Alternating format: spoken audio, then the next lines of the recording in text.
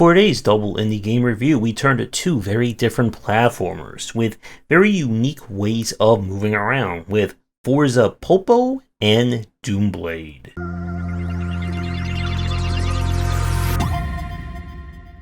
Forza Polpo is a 3D platformer in the same style of that of Jumping Flash from back in the day, as a kind of first-person platforming where you're kind of propelling yourself up and then using that momentum to glide or flutter around the map.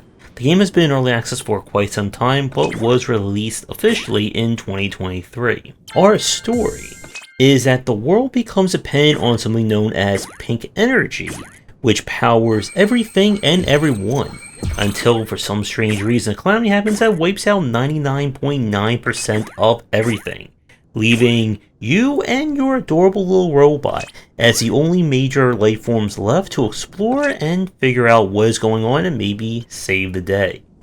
The structure here is that each stage is a very massive environment. Your mission is to hunt down 3 packages and then return to your starting position. All the while you are limited in terms of energy. Moving, shooting, and doing a lot of jumping that I'll come back to in a second will drain your power. Run out of power and it is game over. You can reclaim power by killing enemies and by popping pink objects to collect their looks like marshmallow pellets as a form of energy. Now, the jumping in this game is where it's really going to be do or die. You see, you're going to have to make a lot of very physics-guided or physics-assisted jumping. The game uses a kind of realistic simulated physics to propel you around. And as I said in the opening, you do have this kind of flutter power you can activate as well to give you additional horizontal movement at the cost of energy. And you'll need to make use of these due to how the jump tech works. And this takes me to kind of my main issue with the game. The jump tech in Forza Polpo is not the same kind of jumping that we see in other 3D and 2D platforming.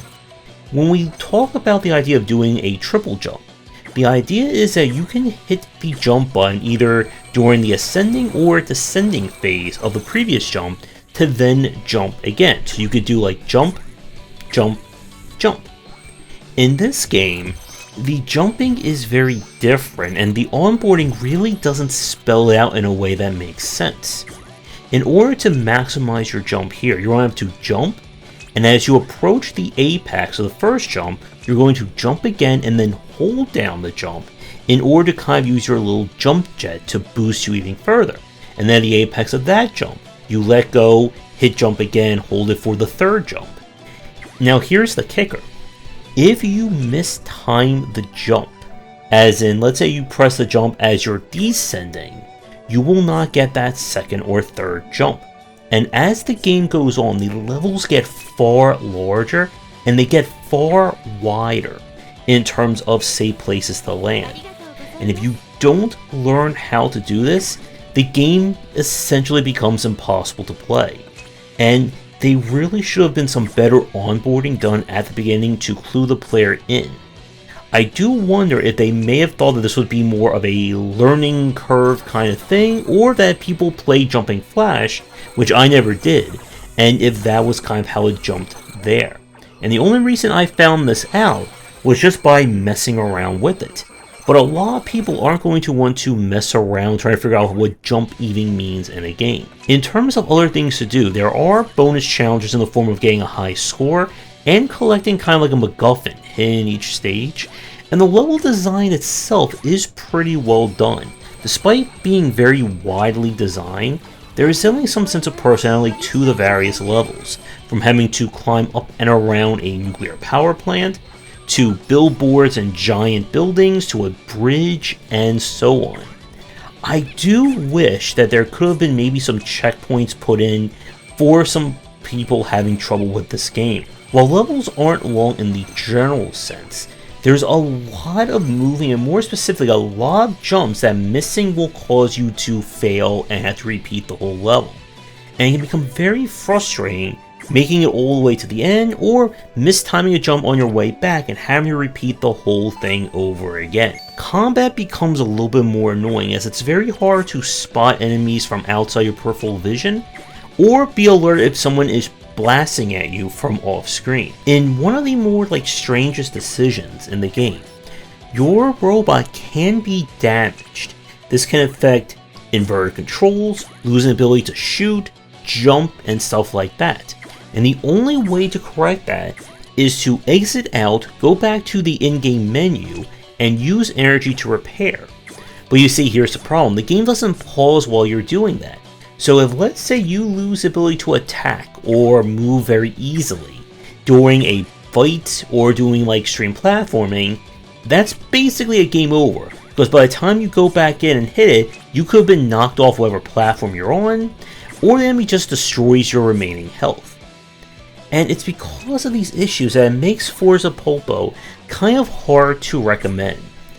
I do enjoy, again, the wide open nature of the design, but I wish there weren't so many limitations built into how jumping works and the limited energy that you have to make use of jumping.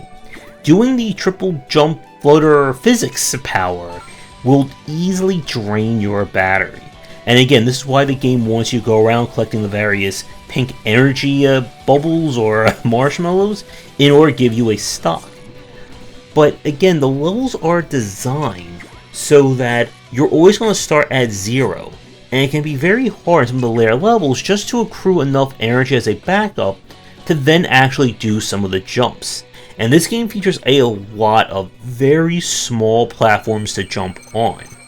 And maybe even having some kind of indicator if you're going to hit ground as you're looking down in the air would help out, because again, everything is going to be simulated by the physics.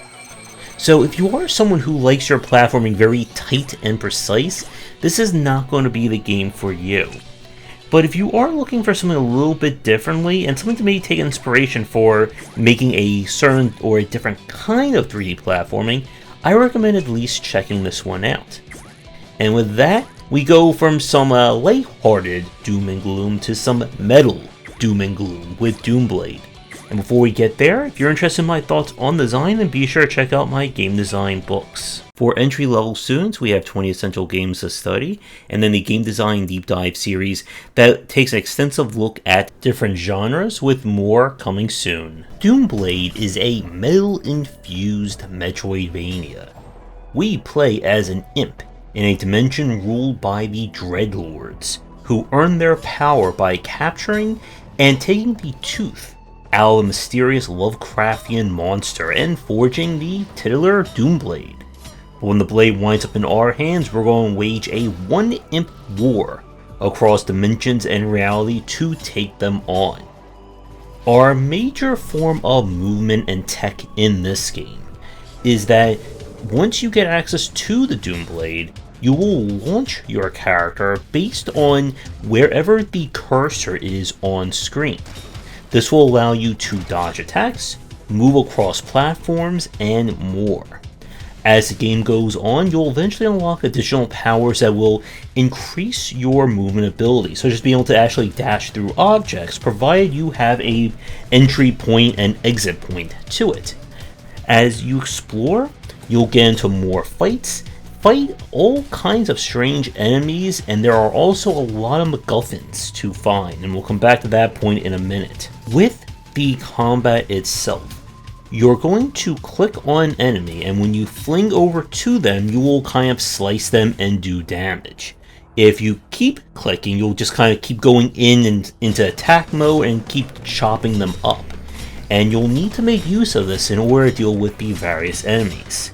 There are a bevy of upgrades to find, as well as additional movement and secondary powers that you're going to need if you want to see this game all the way through to the end. And is all enhanced by a very well done metal soundtrack that just pumps out from beginning to end. Where the problems lie with Doomblade, especially for me, this is one of those games where if you only play this for the first quarter, first half, you're not really going to see these issues, but when the difficulty of the game starts to hit back, I feel like the game doesn't give you enough tools to kind of compensate for it. As the game goes on, you'll be introduced to more arena fights and more boss battles, and more particularly, you'll be introduced to enemies and bullets that you cannot dodge or kind of dash through. This is when you start dealing with enemies that, if you go in for an attack, and let's say they start shooting at you while you're in mid-swing, in a lot of cases you're not going to be able to get away from that attack, and you're going to take a forced hit.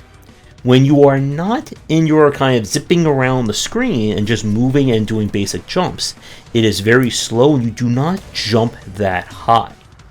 You see, at the start of the game, you can only dash to kind of anchor points. So this is if there's an enemy, if there's something for you to actually hit. Eventually you'll get access to the ability to make your own anchor points that can stick to objects and that you can then zip to. But because of how the dashing works in this game, you are at the mercy of the physics of how you're moving and the position and distance between them. There are plenty of times in this game that when you go in for that last slash at the end of the dash, your character will lift up. This is to give it kind of like a pseudo jump, and you'll use it for some platforming. But you see, there's a problem. When you use this and there's environmental hazards or bullets nearby, you're all but guaranteed to take a hit when you hit that enemy and you pop up for that split second. And again, this isn't that bad at the start of the game, but as you get further in and more enemies are introduced, enemies that may require you to move in very specific ways to get around shields or obstacles, this becomes very frustrating. And then there are points where it turns into almost a bullet hell, except it's a bullet hell with bullets you can't dodge, that the frustration grows. The final boss in this game in particular can be very nasty, and I would recommend before you even get to them, try to find and acquire as many health upgrades as you can to give yourself a buffer. You see, one of the things that the boss fights and some of the advanced arenas want you to do is that they want you to kind of dash towards an enemy and then use kind of the downward stomp move in order to cancel out that dash. And when you're trying to do all this with your character moving very fast and trying to do like multiple clicks at the same time, it becomes very hard to do that. And I would have liked maybe to have a kind of like slow down to do second targeting, kind of what we saw in Mark of the Ninja by Clay, when you're able to kind of stop and redirect your character in mid-air. One final annoyance about the combat I want to mention is that there's a lot of situations that when you go to hit an enemy, it doesn't give enough of an AoE swing around that enemy. So what's going to happen is if there's like 2 or 3 enemies really close to each other, you'll go in, you'll hit the other enemy, and before you have a chance to swing or dash again, the enemies next to them will run into your hitbox, causing you damage. And it's another one of those little things that will come back to bite you in a big way as the game becomes harder. Now, as another point about this game that does add to the frustration, it features a very wide level design, even wider than I think what we saw with Forza Polpo in the first part. There are very few actual fast travel / teleporting points in the grand scheme of this game, and you're going to spend a lot of time backtracking. The game does not do a good enough job, in my opinion, of giving you guidance as to where your next objective is going to be. This is again one of those Metroidvanias where you're going to get a new power, and then you have to revisit every single area that you were previously went to in order to remember which one of those has the obstacle that this power will get past. And this becomes even more annoying when you get into the final kind of bonus challenge that requires you hunt down these spirits in order to get kind of the ultimate upgrade, which thankfully is not required to beat the boss, but I can imagine some people pulling their hairs out trying to remember where everything was and trying to find these characters again. So with that said, Doomblade is an interesting game. It has some really great designs to it, but it just feels more frustrating than fun near the end. If you're looking for a challenging platformer, one that does not play like a traditional jumping-based one, then this is certainly one worth checking out. But if you are easily frustrated or not a metalhead, you may want to zip and dash in the other direction. With that said, I'd like to thank you for watching this review and the developers for submitting the games. If you'd like me to tackle your game for a future piece, please reach out. Do all the YouTubing stuff people tell you to do, and visit our Discord and Patreon. Come back for daily discussions on game design here, and on game wisdom where we examine the art and science of games.